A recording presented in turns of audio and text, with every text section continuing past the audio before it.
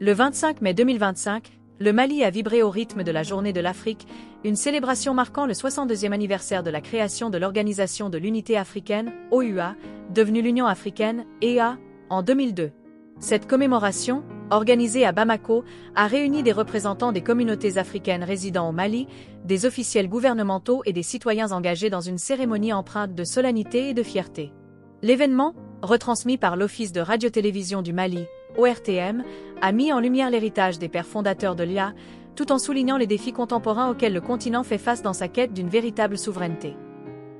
La cérémonie, tenue à la Tour de l'Afrique, a débuté par l'exécution des hymnes de l'Union africaine et du Mali, suivie de la montée des couleurs, un moment symbolique célébrant l'unité et la fraternité africaine. Le Premier ministre malien, le général Abdoulaye Maïga, a présidé l'événement, rendant un vibrant hommage aux visionnaires de l'OUA, parmi lesquels figure Modibo Keïta, premier président du Mali et fervent défenseur de l'unité africaine.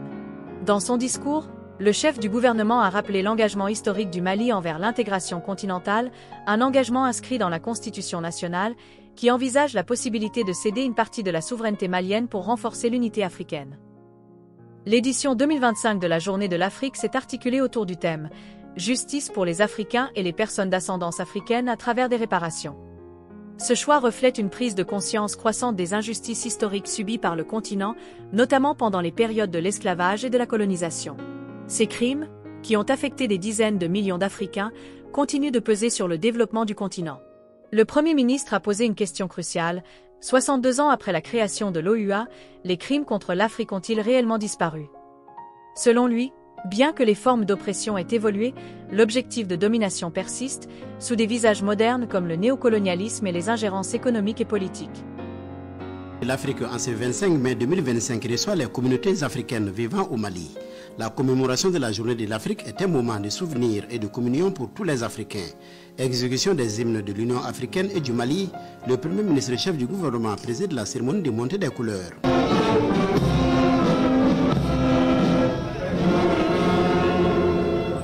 La célébration de la Journée de l'Afrique est l'occasion de rendre hommage au père fondateur de l'Union africaine, dont le président Feu Modibo Keïta. L'engagement du Mali pour l'unité africaine a toujours été constant. Et ceci se traduit par les efforts fournis par notre premier président, le président Modibo Keïta. Ensuite, dans notre constitution, je pense que le Mali a toujours démontré qu'il est prêt à céder tout ou partie de sa souveraineté au profit pour réaliser l'unité africaine. Et ceci mérite d'être salué et mérite d'être révélé aujourd'hui. L'édition 2025 de la Journée de l'Afrique a pour thème la justice pour les Africains et les personnes d'ascendance africaine à travers des réparations. Il s'agit notamment des réparations pour crimes commis durant les périodes d'esclavage et de colonisation contre des dizaines de millions d'Africains. 62 ans après, la question qui mérite d'être posée, est-ce que les crimes ont réellement disparu? Je pense qu'on peut faire le constat que la menace demeure, que le crime n'a fondamentalement pas changé. Les formes ont évolué, mais l'objectif est le même, dominer l'Afrique et nous asservir. Je pense que la réponse donnée par les leaders de la Confédération des États du Sahel est de réclamer la réparation, mais ce combat se poursuit simultanément avec la résistance et l'engagement ferme pour la conquête d'une véritable souveraineté au profit de nos pays. La célébration de cette année intervient au moment où les pays de la Confédération des États du Sahel se battent pour le mieux-être des populations de l'espace. La Confédération propose ainsi une nouvelle forme de coopération souverainiste et sécuritaire. C'est vraiment une journée de commémoration, une journée pour célébrer l'unité de l'Afrique.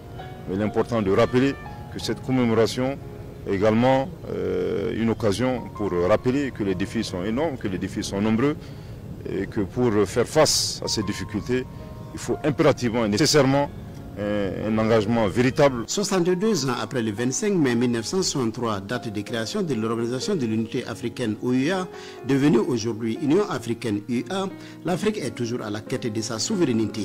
La Confédération de l'AES a déjà montré la voie. Face à ces défis, la Confédération des États du Sahel, AES, composée du Mali, du Burkina Faso et du Niger, se positionne comme un acteur clé dans la reconquête de la souveraineté africaine. Créée pour promouvoir une coopération régionaliste et sécuritaire, l'AES incarne une nouvelle dynamique panafricaine, porté par une volonté de rompre avec les modèles imposés de l'extérieur. Le général Maïga a insisté sur l'importance de la résistance et de l'engagement collectif pour bâtir une Afrique libre et prospère, capable de répondre aux besoins de ses populations. La Journée de l'Afrique 2025 a également été l'occasion de célébrer la richesse culturelle et la diversité des communautés africaines vivant au Mali. Des danses traditionnelles, des expositions artistiques et des conférences ont rythmé l'événement, renforçant le sentiment de communion entre les participants. Ces moments festifs ont rappelé que l'unité africaine ne se limite pas à des accords politiques, mais s'incarne aussi dans la solidarité quotidienne des peuples. Cependant, la célébration n'a pas occulté les défis structurels auxquels il a fait face. Malgré des avancées notables, comme la création de la zone de libre-échange continentale africaine, ZLECAf, l'organisation peine à répondre efficacement aux crises, notamment celles touchant le Sahel et la République démocratique du Congo. Les critiques pointent du doigt une gouvernance parfois inefficace et une dépendance persistante aux financements extérieurs. Ces obstacles rappellent que l'unité africaine reste un projet inachevé, nécessitant un engagement renouvelé des dirigeants et des citoyens. Au Mali, cette commémoration a également mis en avant les efforts du gouvernement de transition, dirigé par le général Assimi Goïta, pour renforcer l'intégration africaine. Des initiatives comme la Semaine nationale de l'intégration africaine, organisée par le ministère des Maliens de l'Extérieur et de l'intégration africaine, visent à sensibiliser les populations aux valeurs de solidarité et de coopération. Ces efforts s'inscrivent dans une vision à long terme, où le Mali ambitionne de jouer un rôle moteur dans la construction d'une Afrique unie et souveraine. En conclusion, la Journée de l'Afrique 2025 au Mali a été bien plus qu'une simple commémoration. Elle a incarné un moment de réflexion sur les progrès réalisés depuis 1963, mais aussi sur les défis qui restent à relever. Entre hommage aux pères fondateurs, célébration de l'unité et appel à la résistance face aux nouvelles formes de domination, cet événement a renforcé la détermination des Maliens et des Africains à bâtir un avenir commun, digne et prospère.